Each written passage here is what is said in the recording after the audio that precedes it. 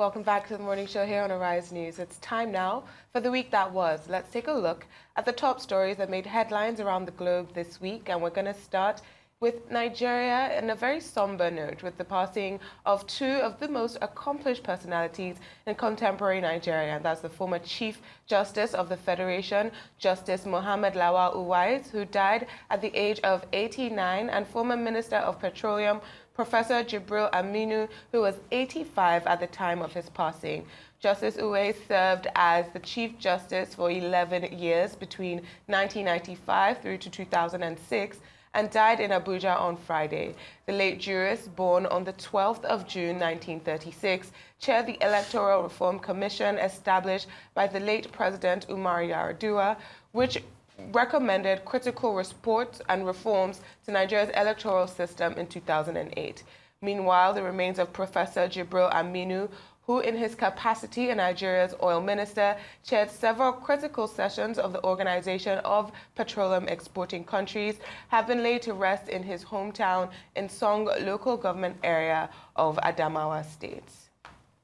Now, very, very somber news indeed. But these two men were exceptional. They both lived past the age of 80. That's, well ahead of the 61, which is the average age of the life expectancy. That any time yes. when people cross that 80 Once you pass mark, 80, yeah. I think, it's and also when you live live such a life that you leave an enduring legacy, not just for your family, but for the nation. I think it's definitely something that is impressive, and I hope that their families are comforted, and that people look at the examples of what it is to leave a lasting legacy in the country that, in our country, Nigeria is the only country we have. Absolutely. I mean, those were two important personalities, for Nigeria in two different important fields, one in oil and gas and the other one in the judiciary, which you both are quite familiar with. Professor Aminu, of course, contributed his quota as far as, oil and gas were concerned in Nigeria. We didn't hear much from him towards the twilight of his earthly living. It would have been interesting to have a comment or two, in those days about, the reforms that have been carried out, the removal of subsidy, what has become of the refineries, that we had, because he had some ideas, when he was the Minister of Petroleum. We'll miss him, because he did, he contributed his quota, we should say, and he did well for his country. He was a patriot, he was a nationalist. Justice Uwais, on the other hand, as you know, if you are going to have to mention integrity and attach that to any Nigerian, he will be very high up there, if not one of the highest. It's nice when people use credibility, integrity with you, particularly in a field like that, judiciary. And of course, he had a number of firsts. I think he was the longest serving CJN at a point, spent a total number of 11 years. And then he was also the longest serving Supreme Court justice at a time.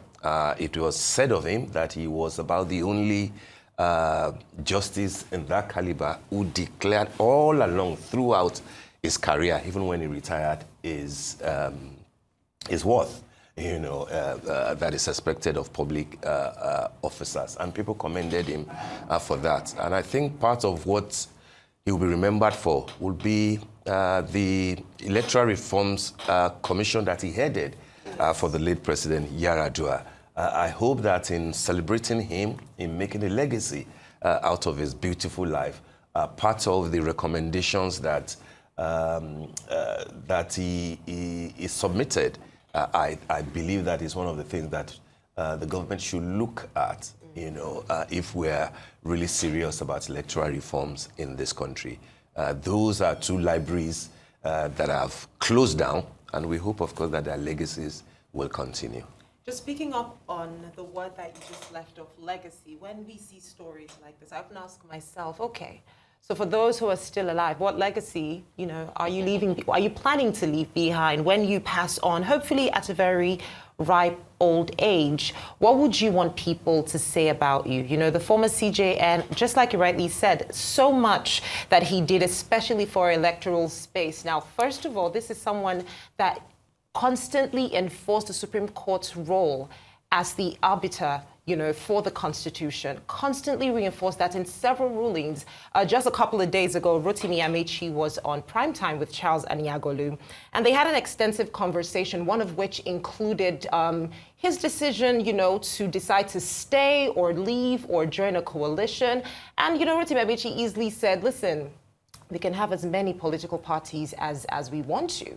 Now, this multi-party system goes back to a case from 2003 where we saw it was established, and this, obviously, Justice Uwais was a key part of that establishment for that multi-party system, not forgetting the role of INEC when it comes to other issues that pertains to elections. So the CJN had a major role in this, and these are things that we can never, ever forget. So again, I ask, for the people who are still alive, when you pass on, what will you be remembered by? Would you be remembered by the season of politicking, or would you be remembered by instances where you chose integrity over just personal interest? Well, let's move on now to our...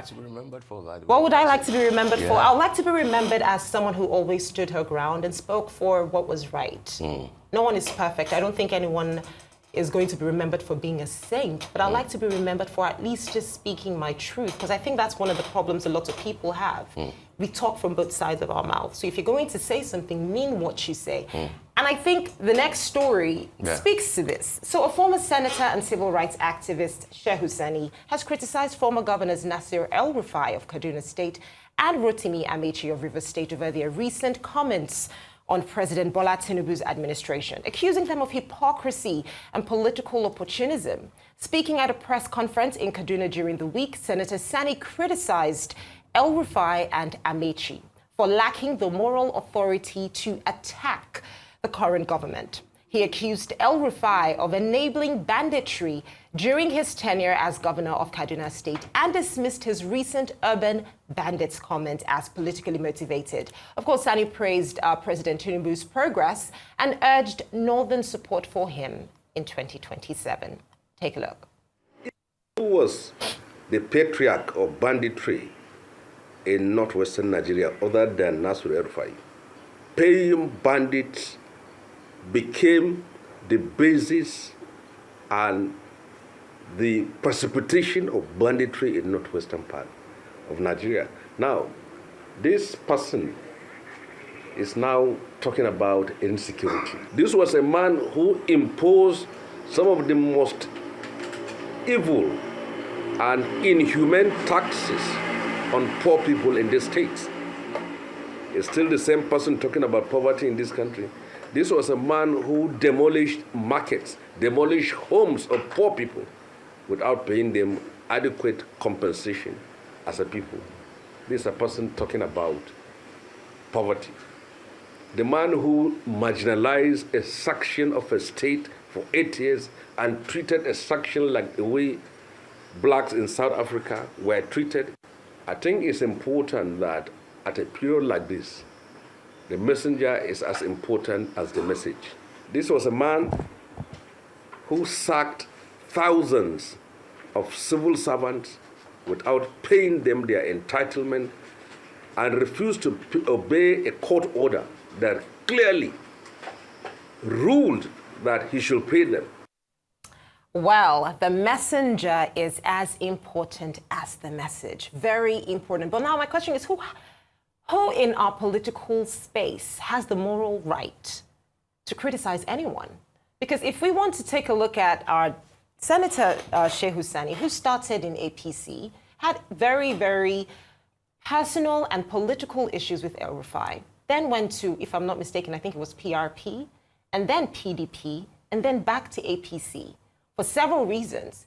Also went on to work with his once rival, Uba Sani, to say he helped them mend fences. I mean, what is the difference between what happened then and what happened now? Maybe some peculiarities here and there, maybe instances or situation, but if we're looking at it on the blanket case of leaving one place and going to another, or criticizing a government because you don't agree with certain things, or you may be perceived as peeved for not getting certain things while you worked with them.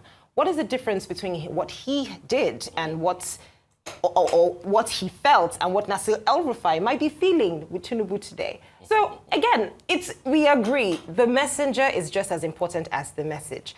But who has the moral right in the Nigerian political system to criticize anyone? And if that's what we're going to base 2027 off, who has the moral right, then we're in big trouble, because absolutely no one does. Yeah, I mean, everybody has a right to be critical, to appraise moral anybody, right. to appraise any situation. You have to be perfect to have the moral right. Who to defines criticize. that?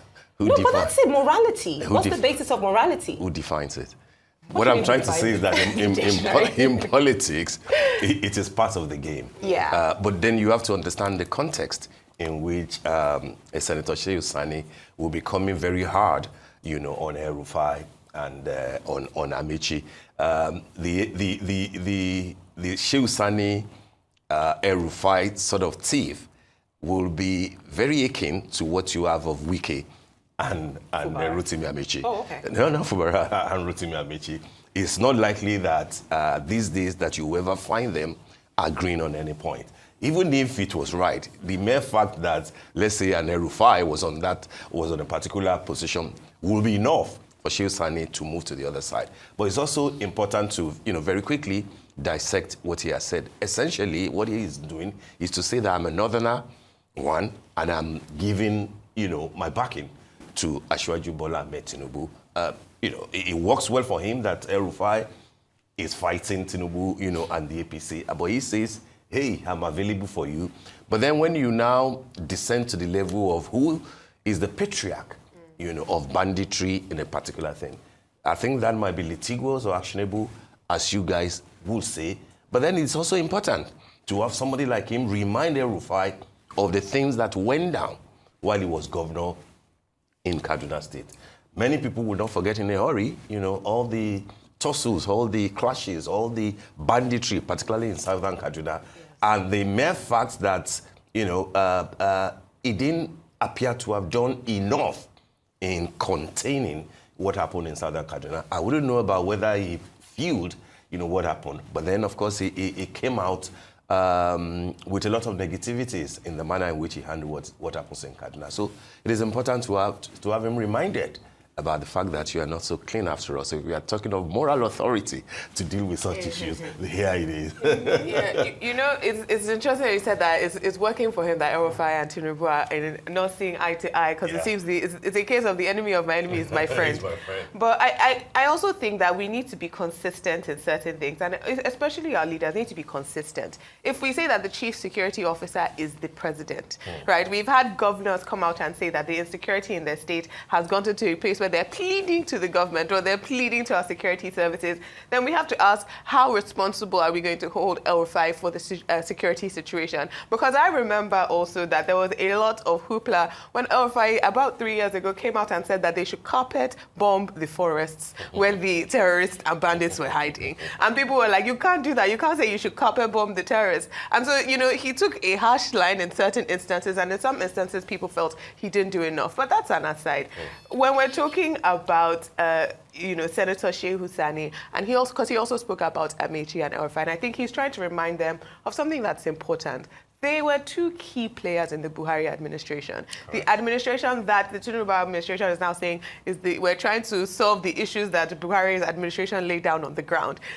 They were key players, and so therefore they can't come out and speak as though they had no idea what was going on. They're not responsible at all for where we are right now. They were key players in that administration. And so when they come and they have to contextualize their criticism, in the context of you were a key player in the last administration, which for all intents and purposes, Nigerians have scorecard on a very low, number. But also this is politics.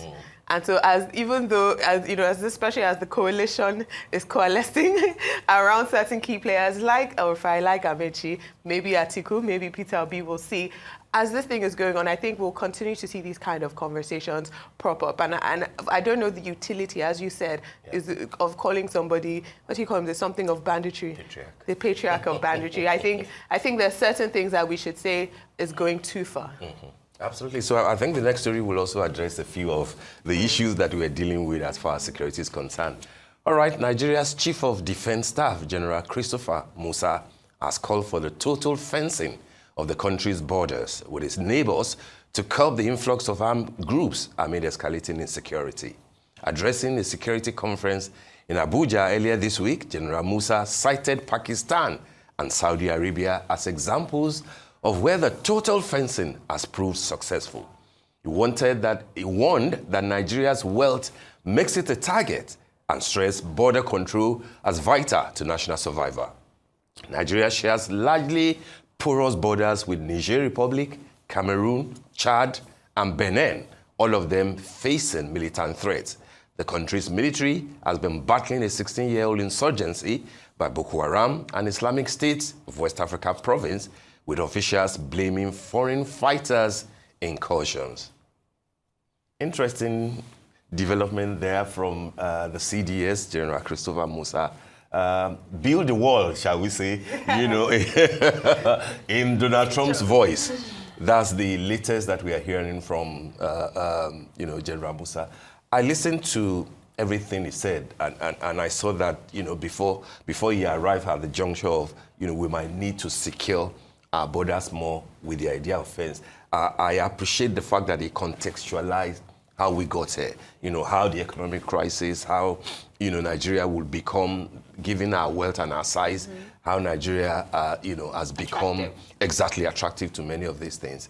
But then those are the issues that every successive government should have dealt with since Yaradua, when the whole issue of Boko Haram, etc., started.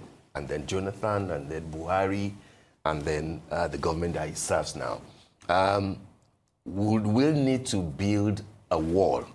And in what manner are we talking about? Given the he stated clearly the length of the kilometer that we have to deal with, from the Great Wall of Nigeria. The Great Wall of Nigeria, wall Nigeria of.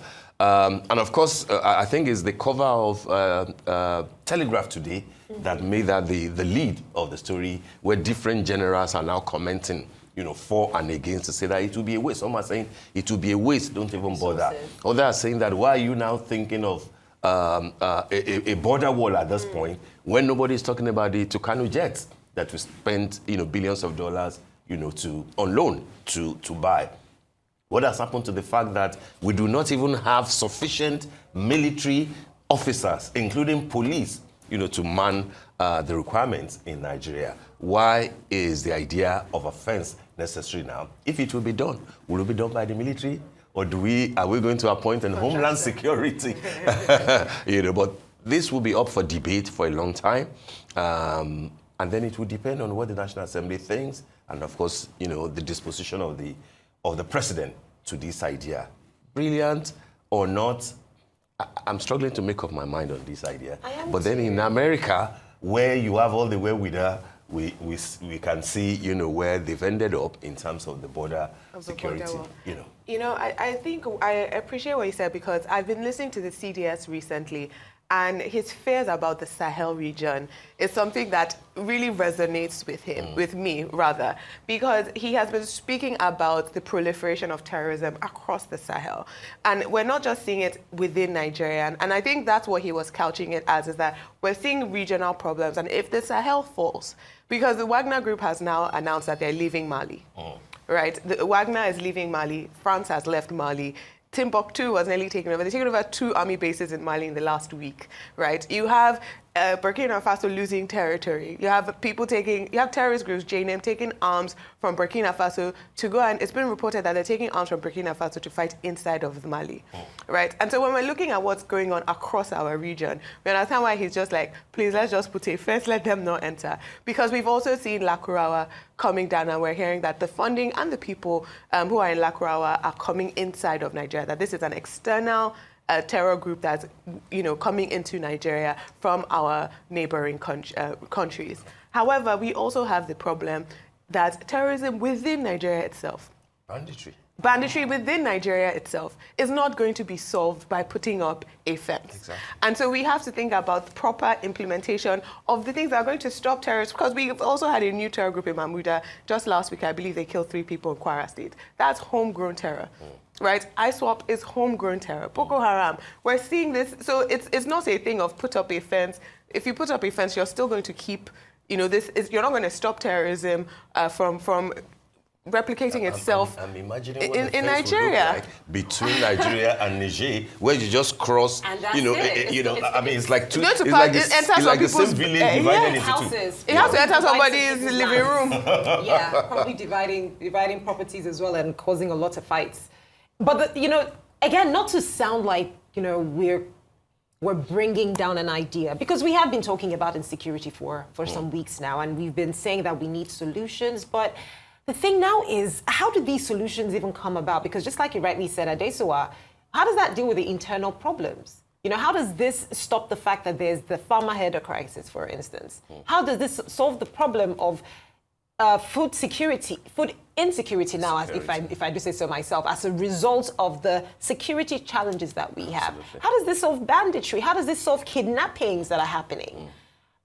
These are the real issues. So are we supposed to look at this as an idea and say, yes, this means that there is a solution coming about, when it only tackles one part of the issue? Which takes me back to whether or not these people are actually aware of the scale of what the issues are that are affecting the people. I'm sure he is. Yeah. I'm sure he is. So again, like I said, these are all rhetorics. These are all rhetorical questions. It is possible that he is. But how we really know that you know us and you know the people is how you talk to the people, how you advise, and how you prefer solutions to their problems. When you prefer a solution that only handles an angle of their issue, it doesn't really sound like, there is a full understanding of what the issues are, if you ask me. Still on the issue of terrorism, an Al-Qaeda-linked jihadist group active in West Africa's Sahel region has claimed responsibility for last Sunday's attack on a military base in Mali, which killed more than 30 soldiers. In a separate attack on Monday, the group said it targeted a military airport and Russian mercenaries in the northern city of Timbuktu, where residents described taking cover from explosions and gunfire. More than 400 soldiers have reportedly been killed by insurgents since the start of May in bases and towns in Mali, Niger, and Burkina Faso, an unstable region prone to coups. Sunday's attack in central Mali hit a military base in Bukelsi, near the border with Burkina Faso. The Malian army said in a statement it had been forced to pull back after a dogged defense, but gave no casualty numbers. This is exactly why the CDS wants to build a fence. This is exactly why the CDS wants to build a fence. We have Al-Qaeda-linked groups in the Sahel region, and we also have ISIS-linked groups in the Sahel region, and they're not only fighting our military and our security apparatuses, they're also fighting themselves. Like, I always remind people that Boko Haram, when the Shekau was killed, it wasn't by the Nigerian military, it was ISWAP, right? We have terror groups that are taking territory not only from the government or the security services, but from themselves. And when it's because a lot of times when we must, because in the last couple of weeks, I've heard the CDS, he's been saying quite a few things, and he's been trying to put our terror problems and our banditry problems in a global and regional context. That what is happening within Nigeria is not unique to Nigeria. No. And it's something that our leadership must take into account, and it's something that's incredibly important. Because, as I said earlier, I was seeing the reports coming in from what was going on in Mali, and I was seeing, the military pulling back is not something that inspires confidence, particularly when you think that this is all in our our neighborhood. Yeah. You know, if we have ISWAP, but they also have IS Sahel Province, ISSP. You know, so these are these terror groups that have you seen their training videos? The terror groups? Yes. I see stuff like that, but sometimes you're not sure where they're happening, whether it's Mali or in Sudan or in Somalia, but it's bad. Whatever we're seeing, you know, quite bad. You know why Mali worries me? Is because of the challenge that it poses to ECOWAS. You know, like Niger, like Burkina Faso, in spite of the fact that they have military, you know, leaders, you know, as a result of coup. So on the one hand, you are dealing with undemocratically, you know, imposed regimes, and then on the other hand, it is looking like they can't even deal with the security challenge that they claim brought them to power in the first instance. So if Mali appears to be falling to banditry and terrorism, we should be worried because there are at least 3, if not, you know, realistically speaking, about 5 countries in West Africa that the ECOWAS Commission can't just, you know, summon and say, come to the table, let's discuss what's going on here. Because it is important that the region will have to go at it in a unified manner, particularly for the challenges within the Sahel region. If we have 3 and 2 other potential ones saying that, no, we'll deal with it in our own way. In any case, we have pulled out of you guys. It becomes a challenge. It becomes a challenge if at some point ECOWAS now thinks of the modern day ECOMOG that they were thinking about, because you will have to confront this thing if the Wagner Group are leaving, France is leaving. America has pulled out. Exactly. We will, ECOWAS will need to play a role. And because of the position that Nigeria plays at this moment, we need to think beyond just building a fence. Maybe a fence will be interesting at some point, but then we have an issue to deal with at the moment. It's not looking like we're on top of it as far as the Sahel region is concerned. And it goes, I mean, this is, I think if you ask me, the president has a major role to play in this as well, which I'm sure they are currently interfacing, hopefully, on. Well, let's talk about a story that reminds us that truly and truly, it has been such a week. Finally, on the week that was, U.S. President Donald Trump said on Friday that Elon Musk had lost his mind, but insisted he wanted to move on from the fiery split with his billionaire former ally. The blistering public breakup between the world's richest person and the world's most powerful is fraught with political and economic risks all around. Trump had scrapped the idea of a call with Musk and was even thinking of ditching the red Tesla he bought at the height of their bromance. Of course, this is what White House officials are telling AFP. Trump also told U.S. broadcasters that he now wants to focus instead on passing his big, beautiful mega bill before Congress. Musk's harsh criticism of which had sparked their breakup.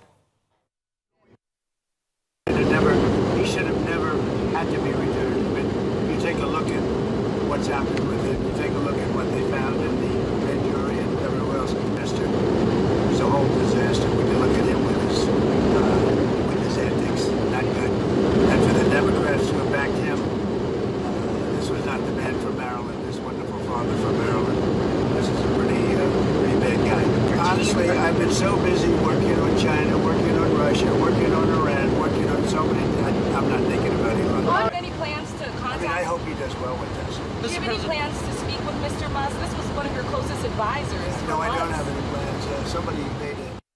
So this has been quite an interesting situation. A lot of U.S. broadcasters likening this to some of the biggest divorces or separations we've seen happen in the industry.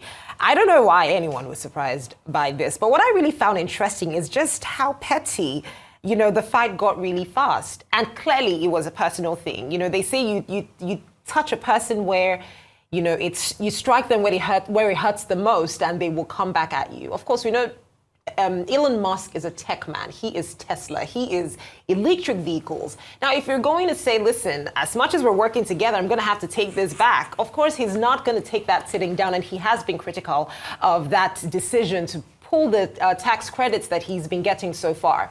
But I think what I really found most interesting was his response to Trump when he mentioned he wanted to drop a bomb on everyone on Twitter and highlighted that Donald Trump was in the Epstein files. Have a good day, Donald Trump. And Yeah, his initials, PDT, that's what he said. Yeah. And I also think that was pun intended, also because P. Diddy is currently dealing with his crisis in courts right now. But isn't it just interesting? A lot of the reactions didn't really tilt towards support from Elon Musk. It was more people asking, you knew all this. I don't like he could have done anything, really. And it just goes to show you the wider implication of some of these allegations and cases, especially as they pertain to sexual violence in the US. The truth is, a lot of people know about these issues. You know, the fact that we didn't hear about Donald Trump's name as much, but we did hear of a lot of names. We did hear of Naomi Campbell's name. We know Ghislaine Maxwell went to prison. We all saw how Jeffrey Epstein ended up. And we're all seeing how Diddy is going through his case alone. But then there's more. There are more people, and there are people that know, and there are people that are waiting quiet and waiting for them to be upset or someone to annoy them to tell us that, oh, yes, this happened. You know, and it's really sad to think about. But of course, there is the obvious political issue around it. But whether anything is sad about. I don't think the big beautiful breakup. And Elon Musk, two unusual people, two unlikely friends came together for a purpose. That's what I'm saying. Yeah. That's what I'm saying. That they never friends. they Special came. purpose vehicle. It was an SPV. Exactly. You know, after that had been achieved, you will expect that.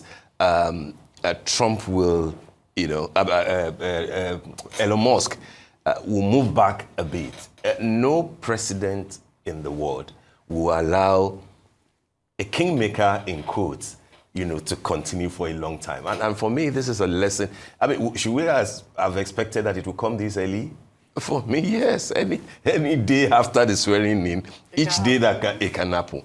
Which is why people around power, anywhere in the world, particularly here in Nigeria, who think that they are now the Don Dadas, you know, of Nigerian politics on account of being absorbed into the team, should watch out. Because Elon Musk was going into politics or a politician. He's always been a businessman. No, but you know, he spent a lot of his money, not even just on Donald Trump's race, but he's been going to different places in America, trying to utilize money to change the electoral outcome. Yeah. You know, it's had the opposite effect in some places because of such a strong anti-Elon Musk sentiment, you know. But also primarily here, because I think about 30-something billion was wiped out from Tesla stocks in one day. Yeah. It's also that he was supposed to financially benefit from a Trump presidency. You know, you don't invest blindly, right? He was getting, you know, from NASA, from tax breaks, not just for SpaceX, for X or Twitter, for Tesla, for his EVs. He was getting financial rewards for supporting Trump,